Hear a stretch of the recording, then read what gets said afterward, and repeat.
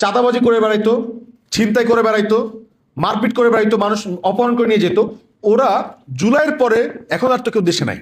এখন সেই সকল লোকেরা এখন সৌদি আরবে তারা অবস্থান নিয়ে সেই একই কাজগুলো করে যাচ্ছে ওখানে বসে। যদি এইটা এখন না থামানো যায়, ড্যাম শিওর থাকেন আগামী কিছুদিনের মধ্যে সৌদি শ্রম বাজারটা জাস্ট বন্ধ করে দিবে।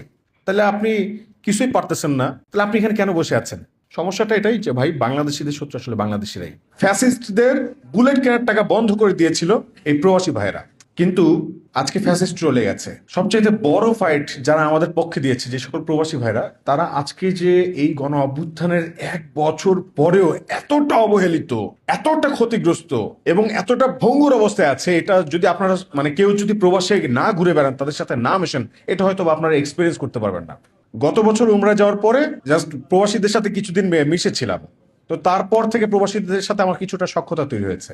3 মাস আগ থেকে আমরা প্রায় একটা ইনফরমেশন প্রচুর পরিমাণ, একটা মেসেজ প্রচুর পরিমাণ পাচ্ছিলাম। এটা প্রায় 1000 যখন ক্রস হল, প্রথম যখন একটা মেসেজ আসলো যে ভাই সৌদি আরবে প্রচুর পরিমাণ অপহরণ বেড়ে গেছে, আপনারা একটু আমাদের জন্য কথা বলেন, তো তখন গুরুত্ব দেয়নি যে এরকম তো বাংলাদেশে ঘটে অ্যাভেলেবেল। সো যখন দেখলাম একটা মেসেজ দিল, 2টা মেসেজ দিল, 100 থেকে যখন 1000 ক্রস করলো, তখন একটা কনসার্নের বিষয় দাঁড়িয়েছে যে এত মানুষ একসাথে মেসেজ দিচ্ছে। এই ঘটনা মানে খোঁজ নিয়ে জানলাম যে প্রায় ঘটতেছে।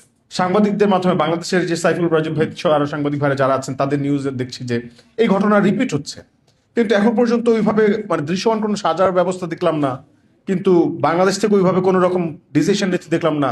কিন্তু এটা ঘটতেছে, কিন্তু প্রবাসীরা তো প্যানিক হচ্ছে।